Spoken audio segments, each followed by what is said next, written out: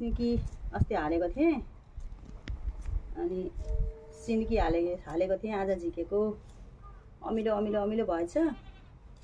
माथिबाट गुन्द्रुक हालिदिएको थिएँ, तलबाट माथिबाट मुलाको पत्ता हालेको थिएँ, तलबाट चाहिँ यो मुला हालेको थिएँ र यो मुला आधा झिकेको 7 दिन भएछ। अमिलो अमिलो भइरहेछ के।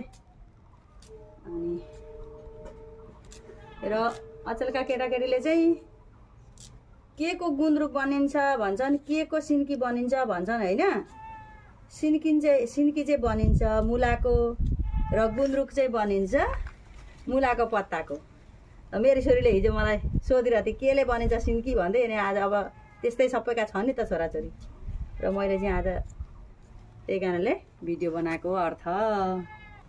कस्तो मजाको छ यहाँ हेर्नु, कस्तो मजाको भएछ। रातो खालको मुला हो थियो यो।